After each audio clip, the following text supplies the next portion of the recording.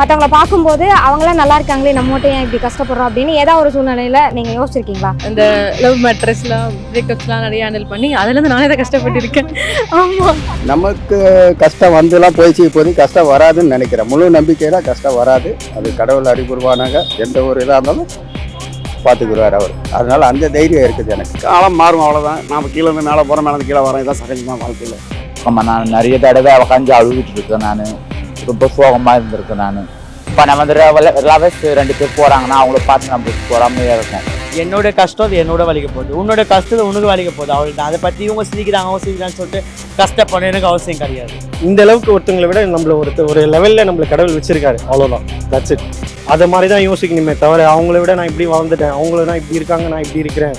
நம்ம கையில் என்ன இருக்கோ அதை வச்சு நான் சிறப்பாக வாழ கற்றுக்கணும். அடுத்தவனை புளியை பார்த்து போன சூடு போட்டுக்கூடாது. நம்ம பண்ணை இயற்கை அங்காடி 100% இயற்கை வேளாண் தயாரிப்பு. தொடர்புக்கு 87 54 44 92 99. உலகில் எங்கு பிறப்பினும் தமிழ் கற்கலாம், கற்பிக்கலாம். Learn and teach Tamil from worldwide. avayarpaadasali.org. இப்போ வாழ்க்கையிலன்னு பார்க்கும்போது எல்லாருக்குமே ஒரு கஷ்டம் இருக்கும். இப்போ நம்ம வந்து மற்றவங்கள பார்க்கும்போது அவங்களாம் நல்லா இருக்காங்களே, நம்ம மட்டும் ஏன் இப்படி கஷ்டப்படுறோம் அப்படின்னு ஏதாவது ஒரு சூழ்நிலையில் நீங்கள் யோசிச்சிருக்கீங்களா? கஷ்டன்றது எனக்கு அப்படியே எதுவுமே இல்லை. லைக் நானே இப்போ விழுந்தது தான் உண்டு. நானே இப்போ கஷ்டத்தில் விழுந்திருக்கேன். அது தானாக வந்ததில்லை, நானே அதை எடுத்துக்கிட்டேன். மேபி கஷ்டத்தை அந்த லவ் மேட்ரஸ்லாம் பிரேக்கப்ஸ்லாம் நிறைய ஹேண்டில் பண்ணி அதுலேருந்து நானே தான் கஷ்டப்பட்டுருக்கேன். ஆமாம், அதனால் அது நானே இப்போ விழுந்ததாக இருக்குது. எனக்குன்னு தனியாக கஷ்டம் இல்லை எதுவுமே வரல. அப்படியெல்லாம் நான் நினச்சதே கிடையாது. ஏன்னா நான் வந்து இண்டிவிஜுவலாக எனக்கு வேலை இருக்குது, நான் வச்சுட்ருக்கேன், போயிட்டுருக்கேன்.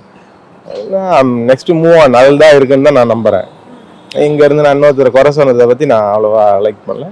அவ்வளோதான். கண்டிப்பாக இன்னைக்கு வரைக்கும் இப்போ வரைக்கும் எதிராளி கஷ்டப்படுறத நம்ம பார்க்குறோம். எதிராளி கஷ்டப்படுறவங்க நம்ம உதவி செய்யணும்னு நினைக்கிறோம். என்னுடைய பிளான் வந்து இப்போ நிறைய பேர் எப்படின்னா ஃபைனான்ஸில் போய் முடங்கிடுறாங்க. ஃபைனான்ஸை வாங்குறது, தொழிலில் லாஸ் பண்ணுறது, இந்த மாதிரி விஷயத்தில் போய் நிறைய பேர் முடங்கிடுறாங்க. அந்த ஃபைனான்ஸை வாங்காத அவங்க சிறிய சேர்த்து வச்சாலே அது அவங்களுக்கு சரியான முறைப்படி சரியாக வரும். இந்த ஃபைனான்ஸ் வாங்குறதுனால என்ன ஆகும் சொன்னால் மேற்படி அவங்களுக்கு கடன் ஆகிடுது. 10,000 ரூபா வாங்கணும்னு சொன்னால் அவங்க வெறும் 8,500 கொடுக்குறாங்க, 1,500. இப்போ லட்சக்கணக்கு வாங்கும்போது 85 ரூபா கொடுத்து 15,000 ரூபா பிடிச்சிடறாங்க. இதெல்லாம் அவங்களுக்கு ஒரு பெரிய லாஸு தான். இப்போ நான்லாம் வந்து எப்படின்னு கேட்டிங்கன்னா, கஷ்டப்படுறவங்களும் உதவக்கூடிய ஒரு மனிதாபிமானத்தில் நம்ம இருக்கிறோம். அதனால் அது கஷ்டப்படுறவங்க பட்டுக்கிட்டே தான் இருக்கிறாங்க. நம்மளும் நிறைய பேருக்கு சொல்லி பார்த்துட்டோம், உதவி செஞ்சாச்சு. மேலும் அவங்க தப்பை தான் பண்ணிகிட்டு இருக்காங்க. அது எப்படின்னு தெரியல எனக்கு. நாள் ஓகே, உங்களுக்கு ஒரு கஷ்டம்னா என்ன சொல்லுவீங்க? நமக்கு கஷ்டம் வந்துலாம் போயிடுச்சு, இப்போதைக்கு கஷ்டம் வராதுன்னு நினைக்கிறேன். முழு நம்பிக்கையில் கஷ்டம் வராது. அது கடவுள் அறிவுருவானாங்க. எந்த ஒரு இதாக இருந்தாலும் பார்த்துக்குருவார் அவர். அதனால் அந்த தைரியம் இருக்குது எனக்கு. இந்த நேரம் நான் கஷ்டப்படுறேன். முன்னாடி ஒரு காலத்து நல்லா இருந்தேன், இப்போ கஷ்டப்பட்டுட்டு இருக்கேன், அவ்வளோதான். ஓகே, மற்றவங்கள பார்க்கும்போது அப்படி யோசிச்சிருக்கீங்களா? எல்லாம் காலம் மாறும், அவ்வளோதான். நாம் கீழே இருந்து மேலே போகிறோம், மேலே கீழே வரோம். இதான் சகஜம் தான் வாழ்க்கையில். கண்டிப்பாக எப்படி யோசிச்சிருக்கேன்னா, நம்ம கஷ்டம் வந்து கஷ்டத்துல வந்து எப்படி சொல்கிறேன், இப்போ நாங்கள் ஒரு இடத்துக்கு போகிறோம், நாங்கள் ஒரு எங்கள் ஃபேமிலி கூடயோ எங்கள் ரிலேஷன் கூட நம்ம ஒரு கடைக்கு போகிறோன்னு வச்சுக்கோங்களேன். அப்போ நாங்கள் என்ட்ரி ஆனோடனே அவங்க எடுத்து தப்பு என்ன பண்ணுவாங்க தெரியுமா, அந்த 10 ரூபாய் எடுத்து இப்படி வைப்பாங்க. அது வைக்கிறப்போ அந்த இடத்துல வந்து ரொம்ப கஷ்டமாக இருக்குச்சு. நம்ம இதுக்கு தான் வந்து நம்ம சொல்லிட்டு நம்ம அது போய் பண்ணணும் போல இருக்குது, சொல்லிட்டு நம்ம போகணும் போல இருக்குது. அதனால தான் அது ஒரு இது கஷ்டமாக இருக்குது.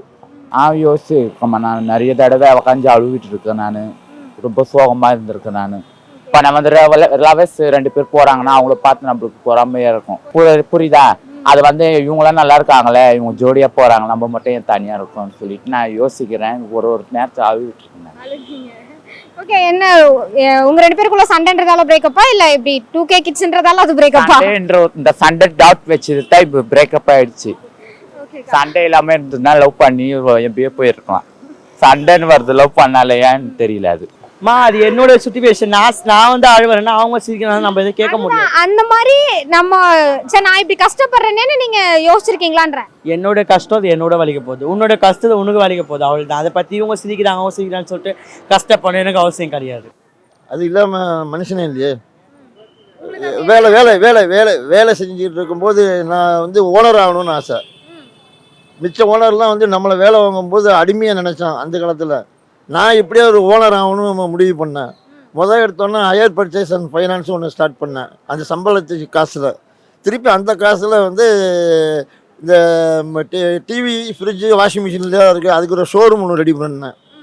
அது முடிஞ்சது, எனக்கு அந்த ஆசை தீரலை. இன்னும் அந்த முதலாளி ஆசை போல். அதுக்கப்புறம் ட்ராவல்ஸ் ஆரம்பித்தேன். கிட்டத்தட்ட ஒரு 9-10 கார் வச்சு ட்ராவல்ஸில் நம்ம திருச்சி ஸ்ரீரங்கத்தில் நம்பர் 1 திகழ்ந்தேன். அப்புறம் எனக்கு வெறுத்து போச்சு. இப்போ எல்லாமே லைஃப்பில் பார்த்துட்டேன், ஒய்ஃபும் இல்லை. அப்போ எதுக்கு போட்டு சம்பாதிக்கணுமே, என்ன பண்ண போகிறோம்னு சொல்லி அந்தந்த டிரைவர்கிட்ட ஹேண்ட் ஓவர் வண்டியை பண்ணிவிட்டு நான் போட்டு ஜாலியாக வந்துட்டேன். இப்போ நல்லா இருக்கேன்.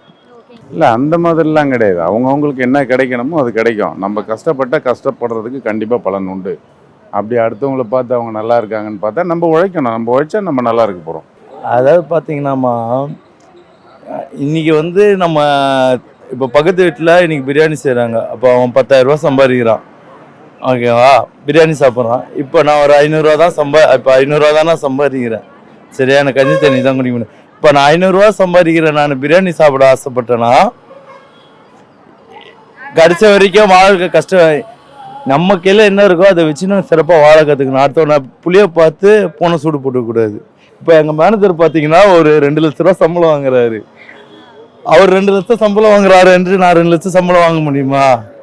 ஆனால் அவரோட நாங்கள் தான் சந்தோஷமாக இருக்கிறோம். நோ, ஆக்சுவலி இந்த கொஸ்டின் எனக்கு I like the question actually. So ஒருத்தங்களை பார்த்து கஷ்டப்படுறதும் ஒருத்தங்களை பார்த்து பொறாமப்படுறதும் இட்ஸ் யூனோ அது waste of thing. End of the scenario எப்படி யோசிக்கணும்னா, ஓகே இந்த அளவுக்கு ஒருத்தங்களை விட நம்மள ஒரு லெவலில் நம்மளை கடவுள் வச்சிருக்காரு, அவ்வளோதான். That's it. அதை மாதிரி தான் யோசிக்கணுமே தவிர அவங்கள விட நான் இப்படி வளர்ந்துட்டேன், அவங்கள நான் இப்படி இருக்காங்க, நான் இப்படி இருக்கிறேன். ஒரு சினாரியோவில் ஒரு இடத்துல நம்மளுக்கு ஒரு சில பேருக்கெல்லாம் பார்த்தீங்கன்னா, ஈவன் தோ இங்கேயே எடுத்துக்கோங்களேன், படுக்க இடம் இல்லாமல் குழந்தைங்களை இங்கே வந்து இந்த என்ட்ரன்ஸில் ஸோ இந்த மாதிரிலாம் இருக்கும். ஸோ அந்த இடத்துல கடவுள் நம்ம ஒரு அளவுக்கு நம்மளுக்கு படுக்கிறதுக்கு ஒரு சாப்பிட்றதுக்கு ஒரு இடத்த கொடுத்துருக்காரு அப்படின்ற அந்த ஒரு மனப்பான்மை வரணும். அப்படி இருந்துச்சுன்னா like you won't feel that அவங்க எப்படி இருக்காங்க இவங்க அப்படி இருக்காங்கன்ட்டு. ஓகே, இப்போ மற்றவங்க ஆப்போசிட்ல பார்க்கும்போது இவங்கள மாதிரி நான் வந்து கஷ்டப்பட்டவங்கள நான் எங்கேயுமே பார்த்தது கிடையாது, அந்த அளவுக்கு கஷ்டப்படுறாங்கன்னு யாரா ஒருத்தவங்களை பார்த்துருக்கீங்களா? நிறைய பீப்புள்ஸ் ரோட்ல நிறைய பீப்புள்ஸ் இருக்காங்களே, கால் இல்லாதவங்க, கை இல்லாதவங்க, அவங்களே கஷ்டப்படுறாங்கல்ல. அவங்கள கம்பேர் பண்ணும்போது நம்ம லைஃப் எவ்வளவோ பெட்டரா. காசு தான் நம்ம கிட்ட இல்லை, சம்பாரிச்சுக்கலாம். ஆனால் அவங்க கிட்ட அவங்க அதையும் தாண்டி சம்பாரிச்சு அவங்களுக்கு ஒரு டேலண்ட் வச்சு அவங்க இது பண்ணிட்டு இருக்காங்க. அது எவ்வளோ கிரேட் தானே அப்படின்னு தோணுச்சு.